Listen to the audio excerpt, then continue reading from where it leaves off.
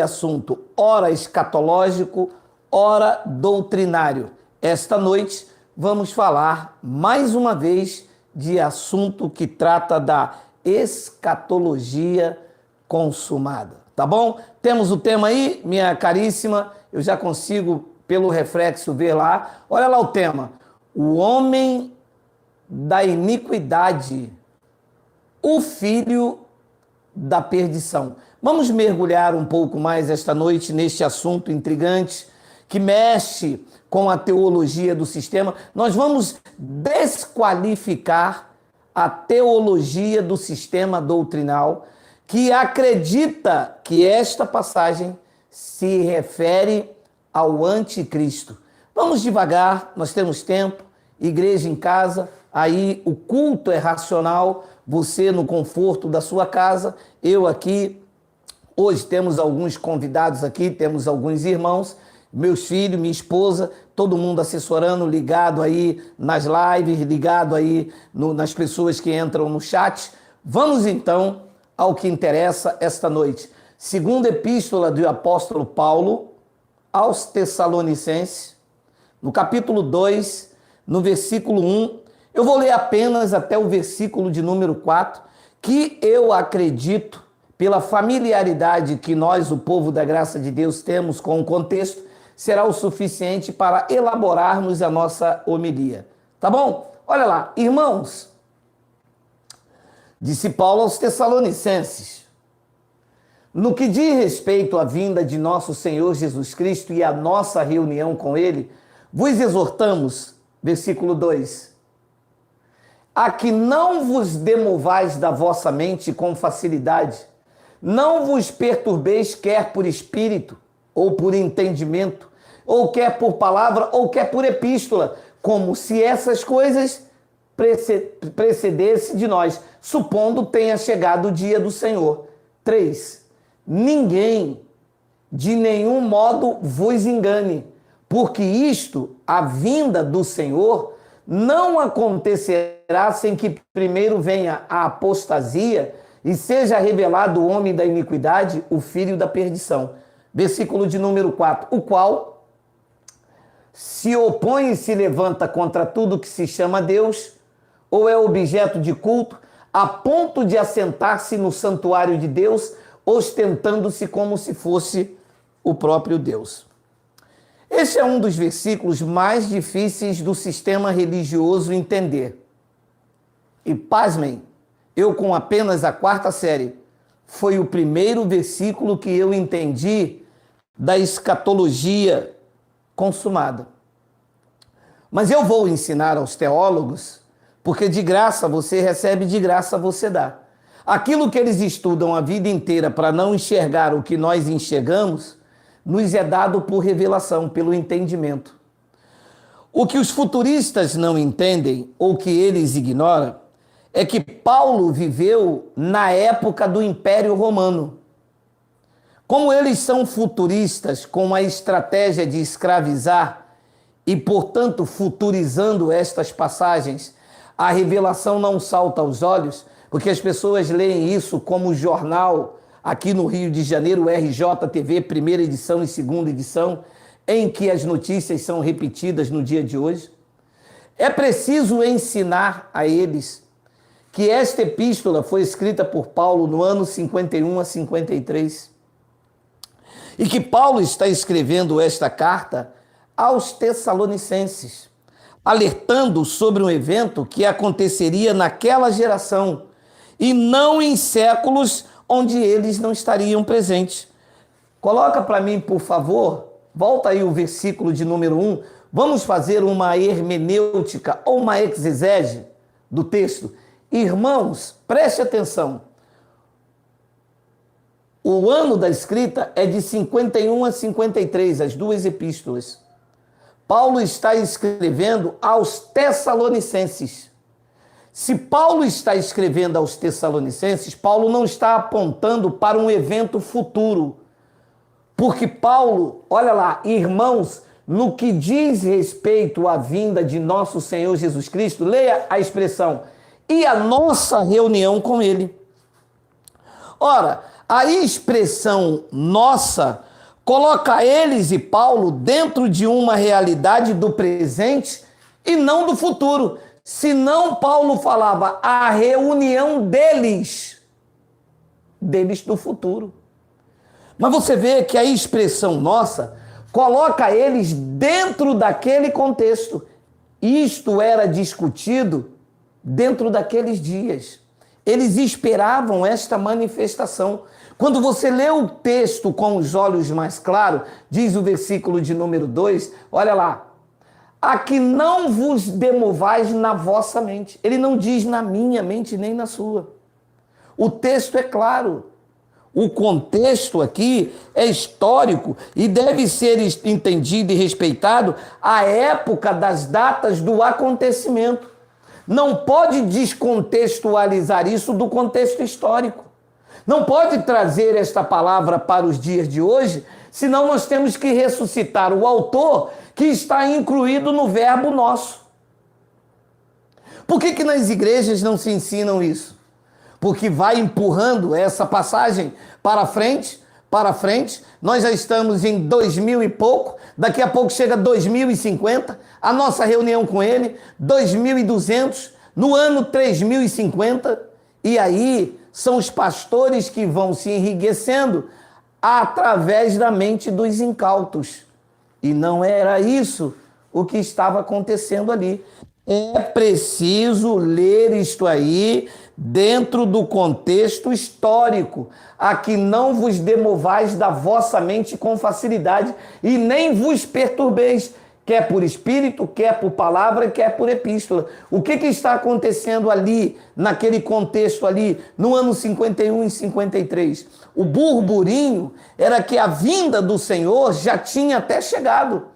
Alguns estavam fazendo isso por tradição oral, outros pregando por palavra, e havia até uma epístola confundindo como se essa epístola precedesse de Paulo. E Paulo está dizendo, olha, não vos demovais na vossa mente, supondo ter chegado já o dia do Senhor. Era esse o burburinho.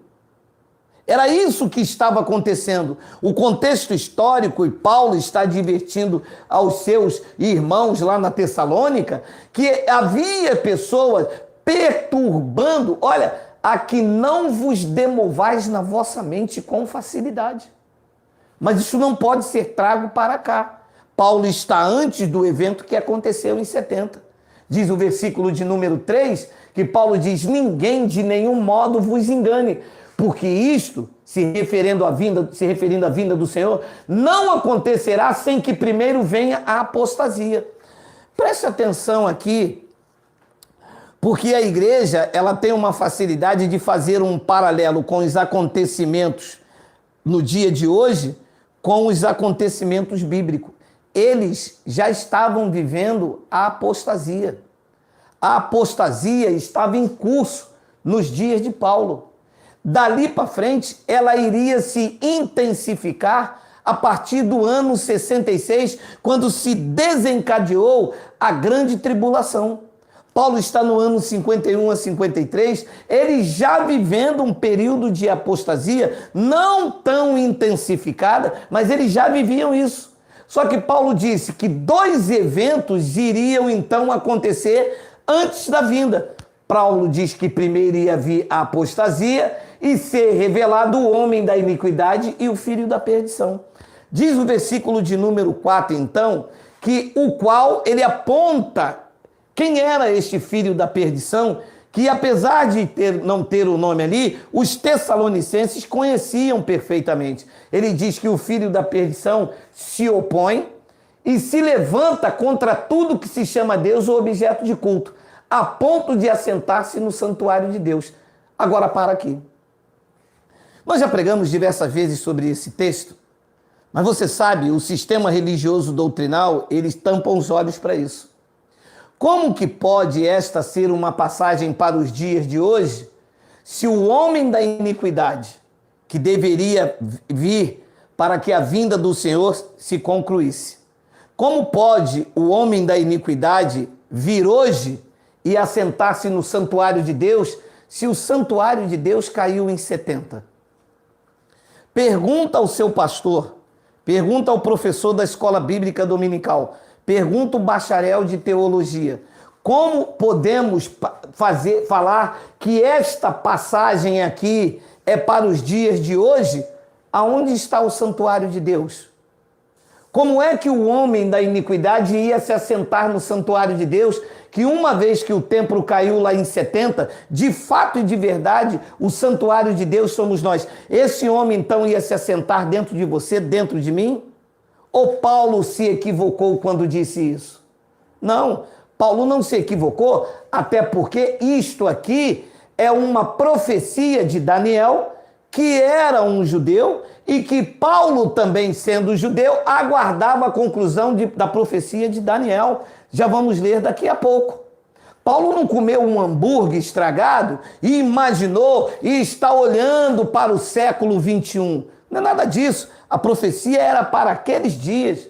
Em Lucas, capítulo 21, versículo 20, Yahshua disse que esses dias, o dia do Senhor, era dia de vingança para a conclusão, o cumprimento de tudo que estava escrito. E uma delas é o que Paulo se refere do homem da iniquidade, que está escrito lá em Daniel, capítulo 9, que nós vamos ler daqui a pouco.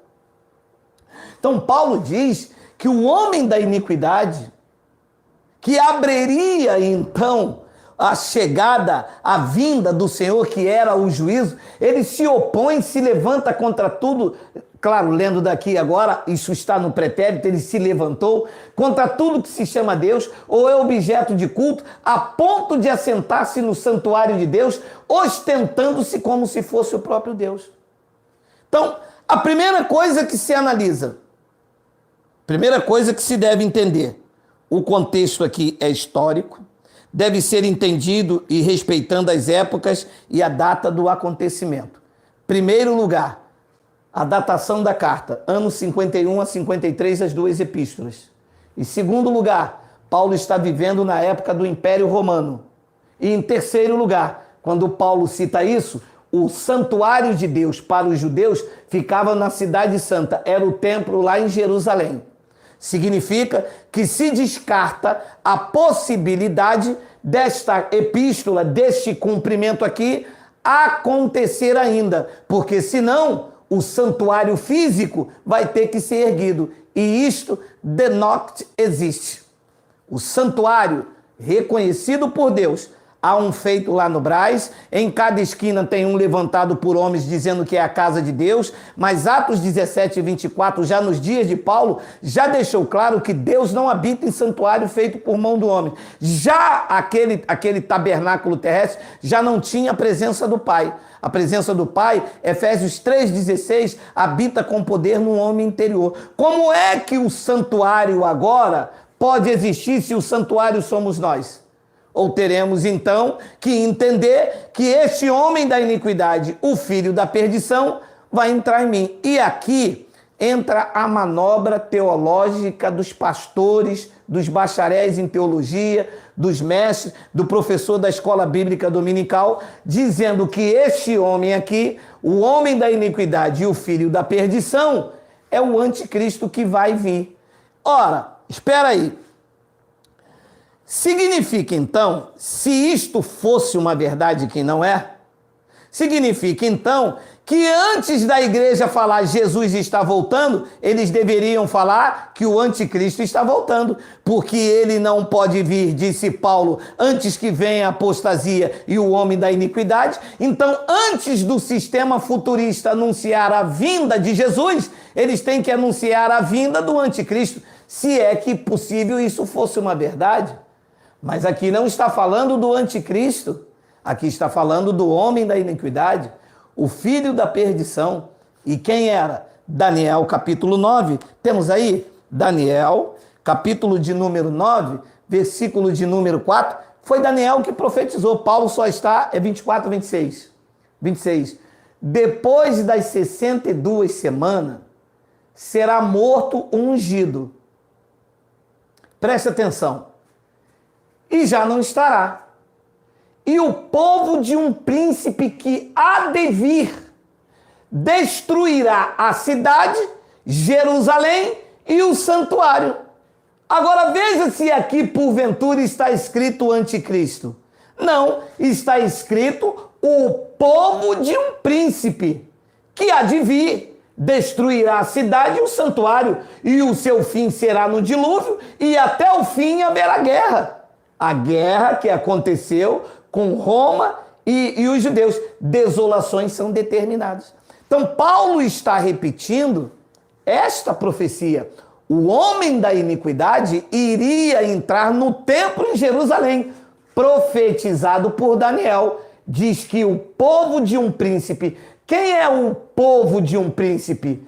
O exército romano. Quem era este príncipe? Este príncipe aqui é o filho de Vespasiano, o general Tito. O general Tito não era o imperador. O filho de um imperador também era chamado de príncipe. Então, o filho de um imperador era o príncipe. E o povo do príncipe, o exército romano. Diz que este homem aqui, na linguagem de Paulo com os tessalonicenses, foi chamado diante dos tessalonicenses do homem da iniquidade, o filho da perdição, que a profecia de Daniel, de que Paulo conhecia muito bem, disse que ele iria entrar na cidade e no santuário. E o que Paulo repete aos tessalonicenses? Que o homem da iniquidade, o filho da perdição, iria se levantar contra todo o objeto que chama culto e entraria no santuário de Deus. Então está fechado certinho aqui. Mas e aí? Diz que o anticristo, diz que vai entrar, que vai fazer, que vai acontecer, só que nada disso é uma verdade. Vamos ler apenas o versículo 27 para poder concluir aí. Olha aí, olha aí. Ele, o príncipe, fará firme aliança com muitos por uma semana. Na metade da semana fará cessar o sacrifício e a oferta de manjares. Sobre a asa das abominações virá o assolador, até que a destruição que está determinada sobre a cidade santa e Jerusalém se derrame sobre ele. Qual é a loucura do sistema aqui? Diz que um homem político vai levantar, vai estabelecer a paz. Isso aqui não está escrito isso. Está se referindo tudo isso ao contexto 26 da cidade santa e do santuário. Olha lá, olha lá, olha lá. Com muitos por uma semana, na metade da semana, fará cessar o sacrifício, que era no templo de Jerusalém, a oferta de manjares, que fazia parte do contexto judaico, que não tem nada a ver com os dias de hoje. Tudo isso já foi cessado. Então a igreja delira. Pega isso aqui, claro, que eles fazem isso observando o lucro. A finalidade é grana, é mentir, é enganar. Não existe isso. Tudo isso aqui está dentro de um contexto lá para os judeus. Volta o versículo 24 aí. Volta até o versículo 24. Aí, 70 semanas estão determinados sobre o teu povo. Olha lá. Quem era o povo de Daniel? Os judeus. Então, o contexto do príncipe, o povo do príncipe queria destruir a cidade, que era Jerusalém, e o santuário, que era o templo. Esta passagem é para os dias de hoje? Não, isso era uma passagem exatamente para os judeus. E diz, e sobre a tua santa cidade, o teu povo, Daniel, o povo judeu, e sobre a tua santa cidade, Daniel, que é Jerusalém. Então, todo o contexto em que Paulo está dizendo lá aos Tessalonicenses, na verdade, Paulo está repetindo a profecia de Daniel, que estava próximo a se cumprir. Aquilo se cumpriria aonde? Quando viesse a apostasia, e ela se intensificou em 66, quando deu-se então a grande tribulação e a perseguição por Nero, que foi concluída por Vespasiano, e que o seu filho Tito, como general, entrou no templo, matou, quebrou, houve um acidente, pegou fogo. Nada disso aqui é para os dias de hoje. Isso é um contexto histórico. Paulo viveu no tempo dos imperadores. Atos, capítulo de número 25, versículo de número 9. Olha aí. Tem aí? Atos capítulo de número 25, versículo de número 9. Olha aí. Então Festo, querendo assegurar apoio aos judeus, respondeu a Paulo: queres tu subir a Jerusalém e ser ali julgado por mim a respeito destas coisas? Versículo de número 10. Disse-lhe Paulo: estou perante o tribunal do presidente da República dos Estados Unidos. Não, gente. Paulo está vivendo nos dias do imperador. César era o imperador que reza a tradição que decapitou Paulo. Quando Paulo está falando alguma coisa, está falando do contexto histórico que ele vive. Paulo, quando fala do homem da iniquidade, está falando a respeito da profecia de Daniel, o povo de um príncipe. Quando Paulo fala aos Tessalonicenses a nossa, ele se inclui. Se trouxermos essa passagem para hoje, temos que ressuscitar Paulo. E mais do que isso, erguer o templo novamente. E alguém me diz, mas estão fazendo o terceiro templo. Perdeu a conta você, porque já fizeram o quarto, o quinto, o sexto, o oitavo, o décimo. Mas diante de Deus, ouça o que eu vou lhe dizer com todo carinho. Diante de Deus, um único templo que existe é você, o templo do Espírito dele. Isto não é na carne. Efésios 3,16 diz que ele habita com poder no homem interior. Pode se levantar qualquer templo. Não existe homem da iniquidade para entrar lá. Este homem da iniquidade era o príncipe, filho do imperador. Não era nem o imperador. Quem foi à frente era Tito, que era general. Tito foi declarado imperador logo após, morrendo em 81 e deixando a sua sementinha. Tá? O filho da perdição passou o ano 70, morreu em 81 DC e deixou a sua semente. Disse aqui, disse-lhe Paulo: estou perante o tribunal de César, onde convém eu ser julgado. Nenhum agravo pratiquei contra o judeu, como tu bem sabes. 11. Caso, pois, tenha eu praticado algum mal ou crime digno de morte, estou pronto para morrer. Se, pelo contrário, não são verdadeiras coisas de que me acusam, ninguém para lhe ser agradável pode entregar-me a eles. Apelo para César. Você entende que é um contexto histórico? Podemos dizer, então, que as frases de Paulo são para hoje, se Paulo está vivendo dentro do Império Romano, apelando para César? Não faz sentido. Não se pode futurizar. O sistema futurista diz que esse personagem é o anticristo. Não era. Ele iria entrar no templo, que lá nos dias de Paulo estava de pé. O templo, quando Paulo repete a profecia de Daniel, no ano 51 a 53, escrevendo aos Tessalonicenses, o templo estava de pé. E era aquele templo que ele estava apontando. 2 Tessalonicenses capítulo 2, versículo 7. Olha aí, olha aí, olha aí. Com efeito, o mistério da iniquidade já opera. Já estava em ação. E aguarda somente que seja afastado aquele que agora o detém.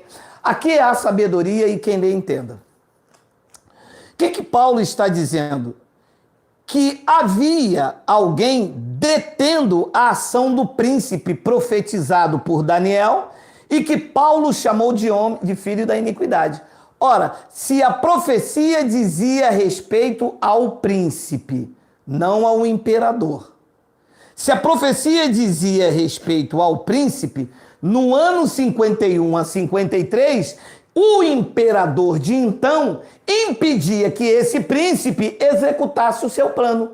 Este príncipe só poderia entrar quando o seu pai fosse o imperador, porque o filho do imperador é que é o príncipe. Neste time da escrita, Tito sequer era general. Não poderia nem ser o príncipe para concluir a profecia de Daniel.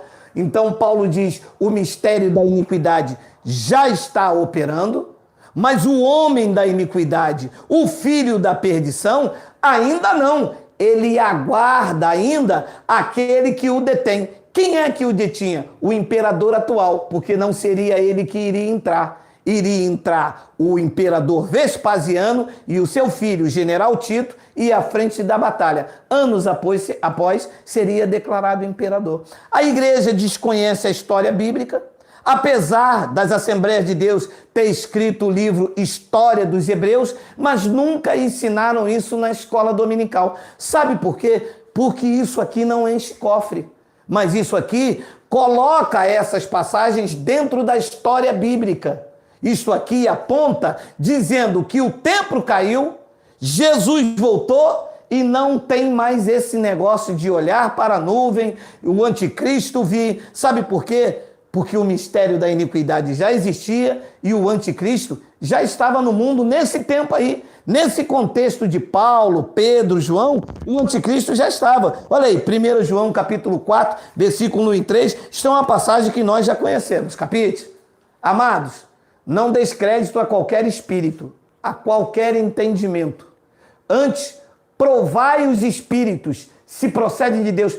Provai se esse entendimento realmente tem coerência, se ele provém de Deus. Porque muitos falsos profetas, falando muitas coisas, têm saído pelo mundo afora.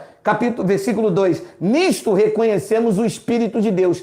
Todo entendimento, todo espírito que confessa que Jesus Cristo veio em carne, esse é o entendimento. Esse sim é de Deus. Versículo 3. E todo espírito que não confessa que Jesus não procede de Deus, pelo contrário, este é o entendimento do anticristo, a respeito do qual tendes ouvido que vem, e presentemente, leia comigo, e presentemente está onde? Está no mundo. Aquela ação, o anticristo, o entendimento do anticristo já estava no mundo. Desde aquela época. Como é que o anticristo vai vir ainda para entrar no templo? Qual templo? Se o templo sou eu, o templo é você.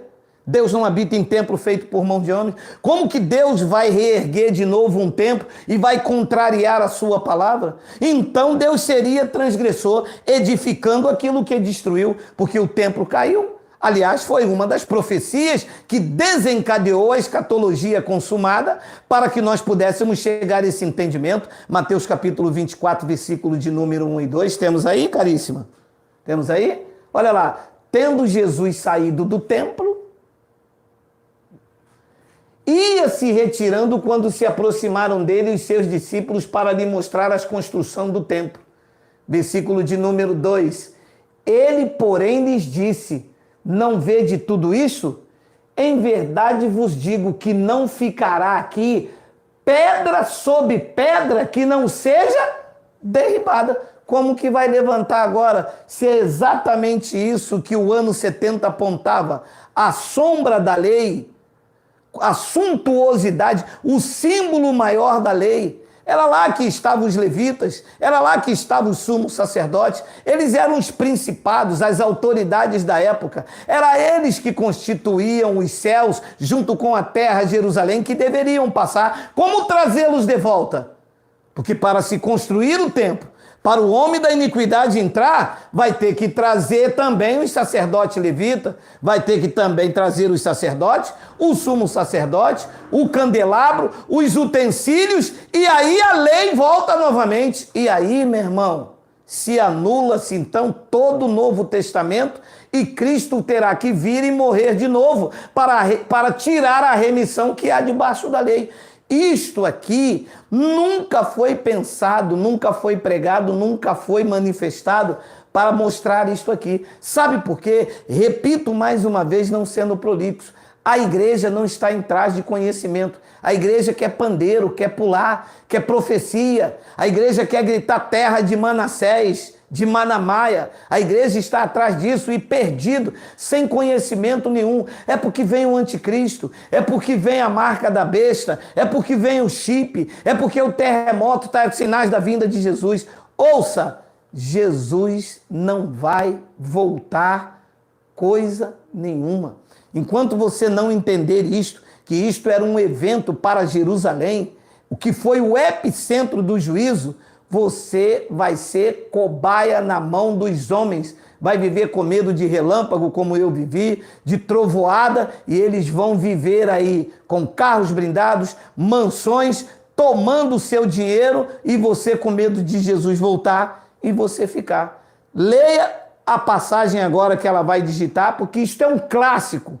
Todas as pregações da escatologia, quando fala da vinda do Senhor, nós temos que mostrar a passagem para ver se abre os olhos. Paulo disse repetidas vezes, até chorando com lágrima. De novo, isso não me desgosta, eu repito para vocês. Lucas capítulo 21, versículo 20. Olha aí.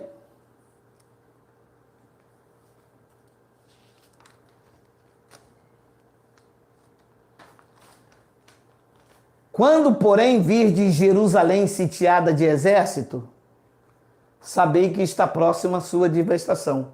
Quem era esse exército? O povo de um príncipe que havia de vir. Versículo 21. Então, os que estiverem na Judéia, fujam para os montes. Se fosse destruição em massa da humanidade, como que iria fugir?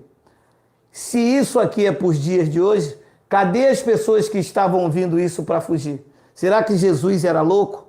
Ele está falando com essas pessoas porque sabiam que isto era para aquela geração, como está lá em Mateus 24, 34. Então, os que estiverem na Judéia, fujam para o monte. E os que se encontrarem dentro da cidade de Jerusalém, retirem-se. E os que estiverem no campo, não entrem nela. 22. Porque esses dias são de vingança, para se cumprir tudo o que está escrito. Cumpriu ou não cumpriu? Cumpriu. 23 tem? 23. Ai das que estiverem grávidas e das que amamentarem naquele dia, porque virá grande aflição na terra e ira contra este povo. Quem é o povo que ele está falando? O povo judeu. O que foi dito a Daniel? 70 semanas estão determinadas contra o teu povo, contra a cidade santa e contra o santuário. Como é que se não explica isso? Como é que não existe uma só igreja com tantos pastores, teólogos? Como que não se consegue explicar isto aqui? Tudo chaveado, tudo amarrado, tudo certinho. Então, ai das que estiverem grávidas que amamentarem naqueles dias, porque haverá grande aflição, se reportando a grande tribulação na terra de Israel e ira contra este povo. Tem um 24, só para me concluir? Tem.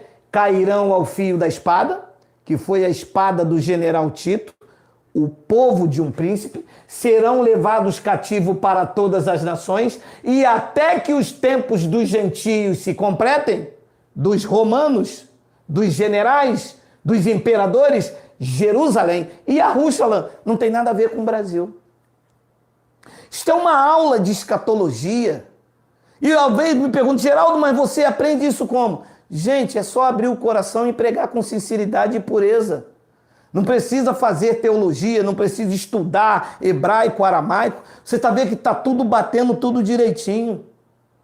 Tá, e alguém me pergunta, tá bom, Geraldo, se Jesus já veio, o homem da iniquidade já veio, o templo caiu, o que é que nós estamos fazendo aqui? E quem disse que nós não deveríamos estar aqui? A igreja. A igreja, não tem uma passagem na Bíblia dizendo que Jesus ia voltar, ia tirar o Espírito Santo e ia levar a igreja ia morar com ele lá no céu 1000 anos, depois ele iria voltar, ia vir com os santos batendo na guerra de Armagedon. Não tem uma passagem falando isso, que o Espírito Santo ia sair.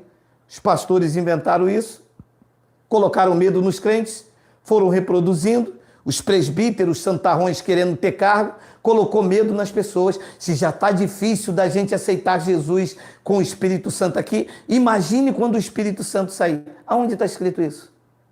Em lugar nenhum. Então talvez você me pergunte, se Jesus já veio e nós? Nós estamos cumprindo aquilo que viemos fazer na nossa geração, assim como eles. Olha lá, Eclesiastes 1:4, tem aí? Caramba, esse programa é bom, né, minha filha? Oh, glória, para glorificar de pé, não é? Olha lá, geração vai, geração vem, e a terra vai acabar um dia. Não li errado. Geração vai, geração vem, e a humanidade vai desaparecer. Não, geração vai, geração vem, mas a terra permanece para sempre. Atos capítulo 13, versículo 36. Olha aí. Porque, na verdade, tendo Davi servido a sua própria geração, conforme o desígnio de Deus, adormeceu, foi para junto de seus pais e viu corrupção. Davi serviu a sua própria geração. Eu estou servindo a minha, como Paulo serviu a dele, Moisés e todos os que passaram por aqui. A geração deles acabaram, a terra continua para sempre. A de Davi acabou, a terra continua para sempre. Paulo também explicou isso em Efésios capítulo 3, versículo 4 e número 5. Temos aí, caríssima, pelo que, quando ledes, podeis compreender o meu discernimento do mistério de Cristo. 5. O qual em outras gerações não foi dado a conhecer aos filhos dos homens, como agora foi revelado aos seus santos, apóstolos e profetas no Espírito. Tenho 6, só para fechar ali, a saber que os gentios são co-herdeiros, membros do mesmo corpo e coparticipantes da promessa em Jesus por meio do Evangelho. Volta ao 5, o qual em outras gerações. A terra não acaba, ele não veio acabar com a terra. A terra, o céu, é o seu trono. A terra, os cabelos dos seus pés. Ela não foi feita para ser destruída. Foi feita para ser estrado. Foi feita para ser habitada. Nós estamos aqui cumprindo um propósito do Criador. Nós estamos aqui numa experiência humana.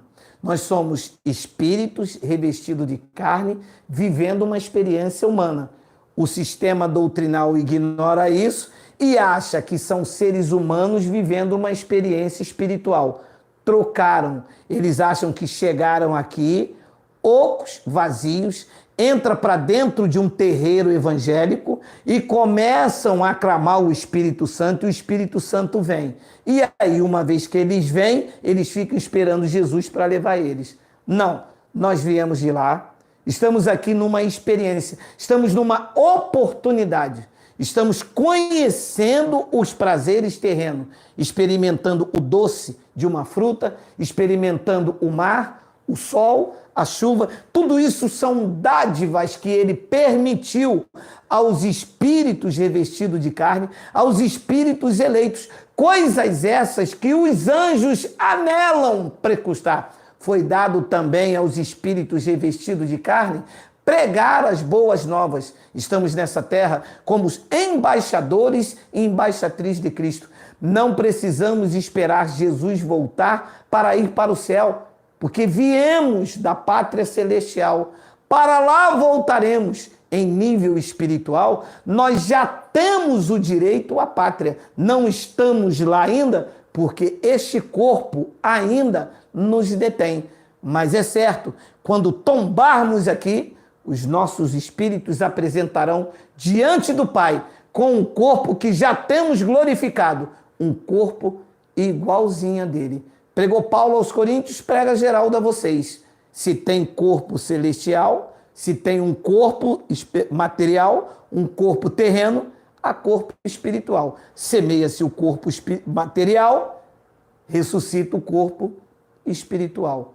O homem da iniquidade, o filho da perdição, cumpriu-se a profecia de Daniel, entrou no templo em 70, se opõe a tudo que foi Deus, destituiu os sacerdotes, num acidente pegou fogo, e então daí, ao fio da espada, como profetizou Yahshua, deu-se então o juízo contra a cidade santa e contra o seu santuário, trazendo assim a profecia, a conclusão da profecia. Eu espero ter ajudado, ter se feito entender, e amanhã estaremos de volta, às 5h20 da manhã, às 11h30 na Gota de Sabedoria, e à noite novamente falando das maravilhas do Evangelho. Assim é, melhor noite, graça eterna.